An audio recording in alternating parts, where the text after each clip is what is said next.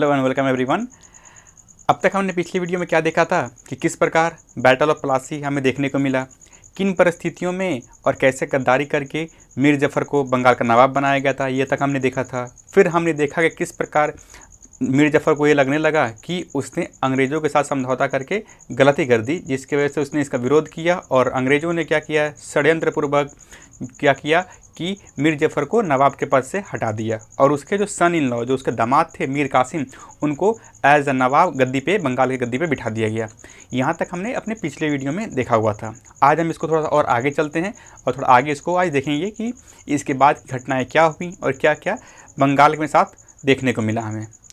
जब क्या हुआ कि मीर कासिम जब गद्दी पे बैठा, जो कि मीर जफ़र का सन इन लॉ था, यह जब गद्दी पे बैठा तो यह थोड़ा सा सातिर किस्म का इंसान था।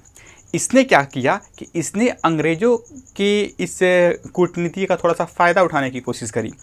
या इसने देखा कि चूँकि मीर जफ़र क्या था, महज एक कठपुतली बन के रह गया था बंगाल के नवाब के ऊपर, और जहाँ एक तरफ लगभग 3 करोड़ का सिर्फ उपहार और छोटे छोटे गिफ्ट के तौर पे अंग्रेज़ों ने जो मीर जफ़र से ले लिया था, तो इसका इसने कुछ सोचा कि क्यों ना अंग्रेज़ों से थोड़ा इसका फ़ायदा उठाया जाए। जब अंग्रेज़ों ने मीर जफ़र को हटाया नवाब के पद से, तब मीर कासिम को नियुक्त किया गया, अपॉइंट किया गया नवाब के पोस्ट पे बंगाल में। इस वक्त क्या किया गया, जब और अंग्रेज़ों के साथ एक मंशा रहती थी कि जब भी वो किसी शख्स को नवाब या किसी पद पे बिठाते थे तो बदले में उससे कई सारे उपहार, कुछ क्षेत्र, कुछ अनुमतियाँ ले लेते थे। यही साथ देखने को मिला हमें मीर कासिम के साथ। मीर कासिम जब नवाब के एज ए नवाब बन के जब बंगाल की गद्दी पर बैठा तो अंग्रेज़ों ने उससे कुछ चीज़ें ली। क्या किया कि अंग्रेज़ों ने उस वक्त बंगाल के कुछ अमीरी जो ज़मींदार हुआ करते, ज़मींदारी के जो ज़िले हुआ करते थे, उनमें कौन कौन से ज़िले आते हैं, जिनका नाम था वर्धमान, मिदनापुर और चटगांव। ये 3 बहुत ही अमीर ज़िले हुआ करते थे, डिस्ट्रिक्ट हुआ करते थे। यहाँ इन तीनों वर्धमान, चटगांव और जो मिदनापुर की ज़मींदारी थी, अंग्रेज़ों ने क्या किया कि मीर कासिम से अपने अंदर में ले लिया। साथ ही साथ इसके साथ अंग्रेज़ों ने कुछ ये भी किया कि लगभग, मतलब कहा जाता है कि आज के करेंसी की वैल्यू के हिसाब से लगभग 29 लाख, मतलब 29 लाख जो था, उच्च अधिकारियों को उपहार और तोहफे के तौर में मीर कासिम ने उनको दिया। चूँकि वह क्या था कि नवाब बनना चाहता था बंगाल का, ताकि वो अपने जो मंसूबे थे या जो अपने जो उसने सोच या जो सातिर सोच उसने सोचा था कि जो मीर जफ़र के साथ हुआ मेरे साथ ना हो, ऐसा करने के लिए इसने अंग्रेज़ों को, इसका मेन मकसद था कि अंग्रेज़ों को खुश रखना चाहता था हमेशा। और साथ ही साथ उस क्या था, सिलहट में एक चूने का कारखाना देखने को मिलता था। सिलहट जो क्षेत्र था वहाँ पे चूने का कारखाना देखने को मिलता था उस ज़माने में। उसका क्या किया कि इस मीर कासिम ने 50% हिस्सेदारी जो थी वो अंग्रेज़ों को दे दी। बस इतना ही से उसका मन नहीं भरा। अब क्या था कि चूँकि दक्षिणी भारत में भी अंग्रेज़ जो थे वो कूच करना चाहते थे, क्योंकि हुआ क्या था कि 1763 का जो एरिया था, 17 लगभग माना जाता है कि 1748 से लेकर के और 1763 तक, ये वो दौर था जब हमें कर्नाटक युद्ध जो देखने को मिले थे, मतलब भारत के दक्षिण हिस्से में। तो जब इस अभियान में क्या हुआ था कि इसने उस अभियान के लिए जब 1760 में गद्दी पर बैठा, और 1760 में क्या था कि तीसरा कर्नाटक युद्ध हमें देखने को मिला था, वो चल रहा था। उसी वक्त इसने दक्षिण भारत विजय अभियान के लिए अंग्रेज़ों को 5 लाख की रकम दे दी थी। पर अब यहाँ पे शुरू होता है इसका थोड़ा सा सातिर खेल। अब मीर कासिम ने क्या किया कि अंग्रेज़ों को खुश करने के लिए कई सारे उपहार दे दिए, क्षेत्र दे दिए, कारखाने में इनकी हिस्सेदारी दे दी। पर इसके साथ क्या किया, उसने अंग्रेज़ों के साथ कुछ शर्त रख दी। कहता यहाँ पे क्या है मीर कासिम अंग्रेज़ों से कि अंग्रेज़ जो हैं उसके नवाब बनने के बाद बंगाल के जो आंतरिक मामले हैं, जो इंटरनल मैटर्स हैं, उनमें अंग्रेज़ हस्तक्षेप नहीं करेंगे। औरंगजेब भी बात मान गए।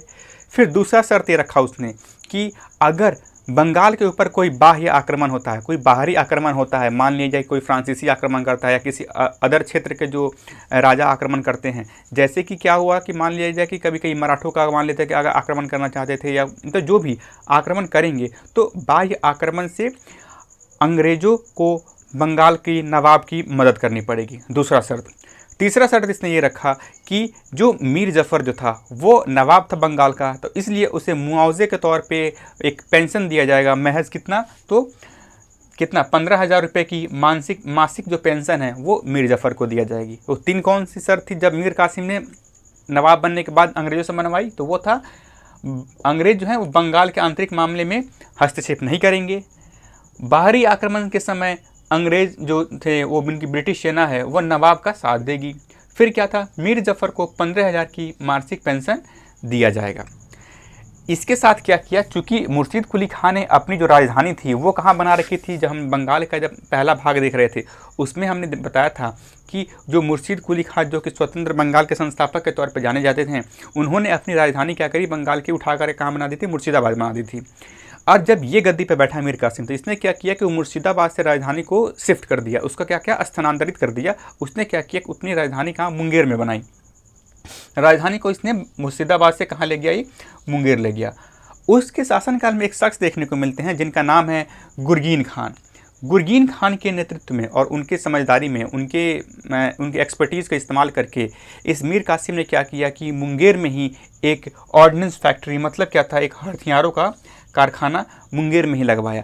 क्योंकि यह सोच रहा था कि जिस प्रकार षड्यंत्र करके कमज़ोर शासन होने की वजह से क्या किया कि मीर जफ़र को अंग्रेज़ों ने हटा दिया पद से और इसे ला दिया, इसे डर था कि कहीं ना कहीं अंग्रेज इसके साथ भी कुछ वैसा ही करेंगे। इसलिए यह एक अपने बैकग्राउंड तरीके से क्या कर रहा था कि अपने आप को मजबूत बनाने के लिए सैन्य शक्ति और हथियारों के जो इसकी शक्तियाँ थी, जो क्षमता थी, उसको ये मजबूत करने की कोशिश कर रहा था। यही कारण था कि इसने जब अपनी राजधानी को स्थानांतरित किया, ट्रांसफ़र किया, तो इसने मुंगेर में गुरगीन खान के मदद से इसने क्या किया कि एक ऑर्डिनेंस फैक्ट्री, जो जिसको हम कहते हैं हथियारों के कारखाना को वहाँ पे लगाया।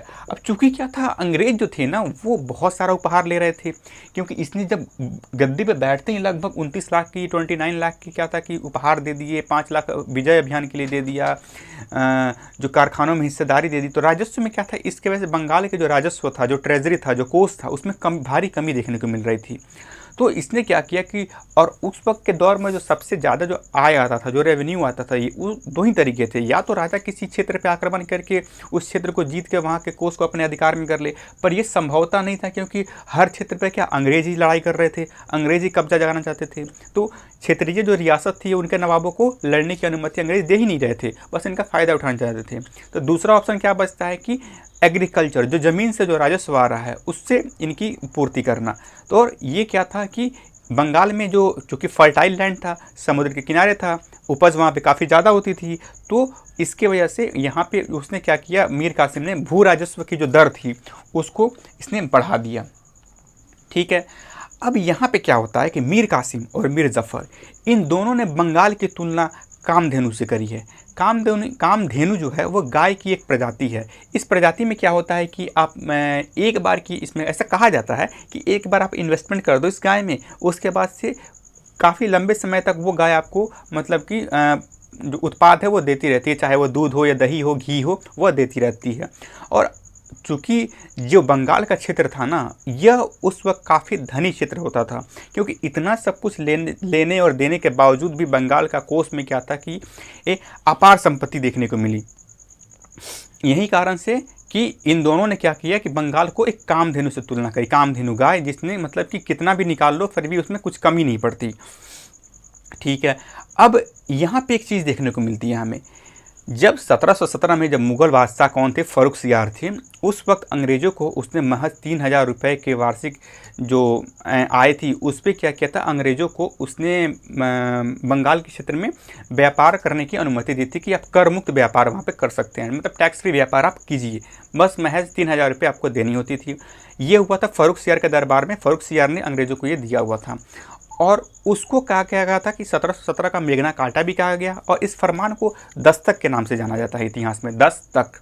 ठीक है, तो अब इस दस्तक को क्या किया अंग्रेज़ों ने, इस शासनकाल में आते आते, मीर कासिम और मीर जफ़र के शासनकाल में आते आते इसका अंग्रेज़ों ने दुरुपयोग करना शुरू कर दिया। चूँकि क्या था कि जो छोटे व्यापारी थे, मतलब बंगाल में क्या था कि सी ट्रेडिंग का मार्ग था वहाँ पे, तो जो छोटे व्यापारी हुआ करते थे ना, वो छोटे व्यापारियों को, अब जैसे इसके उदाहरण के मामले में समझते हैं, मान लिया जाए एक छोटा व्यापारी है जिसको मैं सी से डिनोट कर रहा हूँ, और ये कि ब्रिटिश है और ये नवाब है। ये नवाब कौन है, बंगाल का। ये क्या था, कुछ कर दे नहीं रहे थे, क्योंकि इनको तो ब्रिटिशर्स को, नवाब के लिए फ्री था बंगाल में व्यापार करना। जो छोटे व्यापारी थे इनको मान लिया जाए यहाँ पे नवाब को व्यापार करने के लिए 100 रुपये देने पड़ते थे, तो ब्रिटिशर्स क्या करते थे, इस छोटे व्यापारियों से मिलते थे, बोलते थे कि आप 100 रुपये इन्हें ना दे करके 50 रुपये हमें दे दीजिए, तो इससे क्या होगा, 50 रुपये का प्रॉफिट इनको हो जाएगा, और ये क्या करेंगे, इसी को नवाब के माध्यम से बेचेंगे तो इनको कोई कुछ देना नहीं पड़ेगा ब्रिटिशर्स को। तो यहाँ पे इस दस्तक का दुरुपयोग करना ब्रिटिशर्स ने शुरू कर दिया। छोटे व्यापारियों से कम करों में, कम राजस्व में व्यापार करना एक इंटरमीडिएट बन के कराना शुरू कर दिया, जिससे क्या हुआ कि जो बंगाल का जो खजाना था उसमें कमी भी देखने को मिली। अब इससे अब यहाँ पे एक तरह से देखा जाए तो मीर जो कासिम था वो वाजिब भी था, कि कहने का मतलब अब मैं आपको इतने सारे उपहार दे रहा हूँ, इतनी सारे आपको सुख सुविधाएं का ख्याल रख रहा हूँ, और आप मेरे ही राजस्व की अगर कमी करेंगे तो फिर मैं इसको पूर्ति कैसे करूँगा, कैसे पूरा करूँगा इसको मैं। इसके क्या कारण क्या हुआ कि मीर कासिम ने क्या किया, इसका विद्रोह करना शुरू किया। इस विद्रोह के कारण क्या हुआ, कई छोटी छोटी लड़ाइयाँ देखने को मिली मीर कासिम और अंग्रेज़ों के बीच में। फिर फाइनली क्या होता है 1763 में एक इसी छोटी लड़ाई के कारण क्या हुआ कि मीर कासिम जो था वो पराजित होता है अंग्रेज़ से, और वो भाग के चला जाता है अवध में, चला जाता है अवध के क्षेत्र में चला जाता है। उस वक्त क्या था, अवध के जो नवाब थे वो थे शुजाउद्दौला। और जब मीर कासिम भाग करके अवध के नवाब के पास पहुंचता है, वहीं पर क्या देखता है कि मुग़ल बादशाह जो एक भगोड़े बादशाह के तौर पे भी जाने जाते हैं, शाह आलम द्वितीय, शाह आलम सेकंड भी क्या था वहाँ पे आए हुए थे। ठीक है, यहाँ पे मीर कासिम पहुँचता है अवध, यहाँ से शाह आलम भी पहले से आए हुए हैं, और इन तीनों ने मिल करके क्या किया, अंग्रेज़ों के खिलाफ एक यूनिटी बनाई, एक ताकत बनाई कि हाँ ठीक है हम तीनों मिल करके अब बंगाल पे आक्रमण करते हैं। अंग्रेज़ों से पहले क्या हुआ, बंगाल को फ्री करते हैं, मुक्त करते हैं, फिर हम एक दूसरे के साथ देंगे और अवध के क्षेत्र को भी स्वतंत्र करेंगे, और साथ ही साथ अपना इस जो कि शाह आलम का भी जो मुग़ल बादशाह बनने का जो दिली ख्वाहिश थी इसको भी पूरा करेंगे। और इन तीनों ने मिल करके क्या किया कि जब ये सब कुछ हुआ ना, तो क्या हुआ कि जब ये भाग करके चला गया तो अब क्या था कि नवाब का जो पोस्ट था, जो नवाब का पद था बंगाल में, वो तो खाली हो गया मीर कासिम के भागने के बाद, अवध के साइड में भागने के बाद। तो फिर क्या किया, 1763 में अंग्रेज़ों के पास और कोई ऑप्शन नहीं था, इसलिए अंग्रेज़ों ने क्या किया कि मीर जफ़र जो पहले थे, मीर कासिम से जो पहले जो नवाब थे, उनको क्या किया, फिर से गद्दी पे बिठा दिया एज ए नवाब। मतलब 1763 में मीर जफ़र को अंग्रेज़ों ने पुनः बंगाल का नवाब बना दिया। और फिर वो दिन आता है बैटल ऑफ बक्सर, मतलब बक्सर का युद्ध हमें देखने को मिलता है। यह युद्ध कब हुआ था, तो ये हुआ था 22 अक्टूबर 1764, 22 अक्टूबर 1764। यह तारीख जो यह दिन है यह याद करने के लिए बहुत ज़रूरी है, क्योंकि परीक्षा में क्या होता है कि डायरेक्ट कभी कभी ये डेट या तारीख पूछ दी जाती हैं। अब इसको थोड़ा सा हम समझते हैं कि बैटल ऑफ बक्सर, जो बंगाल का जो बंगाल में जो ये युद्ध देखने को मिला हमें, ये बक्सर की जो लड़ाई हुई, ये क्यों हुआ, कैसे हुआ, इसको थोड़ा हम समझने की कोशिश करते हैं। यहाँ पे दो गुट का निर्माण हुआ, एक तरफ था संयुक्त गुट और एक था ब्रिटिशर्स थे। जो एक तरफ कौन थे, ब्रिटिश थे, एक थे एक संयुक्त यूनियन जो एक गुटो था। इस ब्रिटिश का जो नेतृत्व कर रहे थे वो थे हेक्टर मुनरो जो थे वो ब्रिटिश आर्मी का नेतृत्व कर रहे थे। और यहाँ पे तीन लोग एक साथ थे, अवध, बंगाल और मुग़ल। अवध के जो नवाब थे शुजाउद्दौला वो थे, बंगाल का जो पुराना जो नवाब था जो भाग के अवध गया था वो था मीर कासिम, और उस वक्त मुग़ल जो बादशाह कौन थे, शाह आलम सेकंड। इन तीनों ने एक होकर के और हेक्टर मुनरो पे से लड़ाई करी, परंतु इनकी सैन्य शक्तियाँ यहाँ पे कमज़ोर पड़ गई और हेक्टर मुनरो जो था वो क्या गया, वो जीत गया ये लड़ाई। ठीक है, बैटल ऑफ बक्सर में क्या होता है कि ये हेक्टर मुनरो ब्रिटिशर्स जो थे ये लड़ाई जीत जाते हैं। और क्या होता है यहाँ पे, मजबूरन इलाहाबाद की ये पूरी लड़ाई का जो नेतृत्व है, जो खात्मा होता है, वो कंक्लूजन कहाँ पे होता है, एक संधि पे जाके ख़त्म होता है, पूरी लड़ाई का जो कंक्लूजन होता है। और यहाँ पे कहा जाता है कि शाह आलम द्वितीय को और शुजाउद्दौला को एक काफ़ी शर्मनाक संधि करने को मिलती है। यहाँ पे वो संधि क्या होती है, इलाहाबाद की संधि। यहाँ पे दो संधियाँ देखने को मिली। पहली संधि हुई थी 12 अगस्त 1765 में देखने को मिली, दूसरी संधि हुई थी 16 अगस्त 1765 में। पहली जो संधि हुई थी इलाहाबाद की संधि, वो शाह आलम सेकंड नजमुद्दौला जो थे, क्योंकि क्या हुआ कि ये बैटल ऑफ बक्सर जब चल रहा था, जब ये लड़ाई चल रही थी 1764 में, उस वक्त बंगाल का नवाब कौन था, तो मीर जफ़र थे। परंतु क्या हुआ कि 1765 के शुरुआती दौरों में कहा जाता है कि लगभग फरवरी 1765 में क्या किया गया कि जब ये मीर जफ़र की मृत्यु हो जाती है तो उसके बेटे हुए थे कौन, नज़्मुद्दौला, जिसे निज़ामुद्दौला भी शायद कभी कभी कहते हैं। तो निज़ामुद्दौला या नज़्मुद्दौला को क्या किया, अंग्रेज़ों ने बंगाल का नवाब बना दिया 1765 में। और 1765 में क्या हुआ कि जब ये गद्दी पे बैठा तो ये नज़्मुद्दौला क्या था, मौजूदा बंगाल का नवाब था जब ये संधि हुई थी इलाहाबाद की। शाह आलम जो थे पहली संधि के दौरान, और उस वक्त जो अंग्रेज के साथ जो जिसने ये संधि करी थी उसका नाम था रॉबर्ट क्लाइव। ये नाम आपको याद रखनी है। रॉबर्ट क्लाइव जो थे यह उस वक्त ब्रिटिशर्स के तरफ से संधि कर रहे थे, और ये पहले से शाह आलम और नजमुद्दौला थे। इस संधि के दौरान काफ़ी सारी घटनाएं हुई। इस संधि के दौरान क्या किया गया कि अंग्रेज़ों ने क्या किया कि बंगाल, बिहार और उड़ीसा, इन तीनों का दीवानी राइट्स अपने अंडर ले लिया। दीवानी यहाँ पे क्या आता है, विथ फाइनेंस को कहा जाता है। मतलब जो फाइनेंस जो आता है उसको, मतलब रेवेन्यू ऐसे समझते हैं, रेवेन्यू राजस्व भी कहते हैं उससे। जो राजस्व आता है बंगाल, उड़ीसा और बिहार से, यह राजस्व की जिम्मेदारी किसने, अंग्रेज़ों ने अपने अंदर में ले लिया।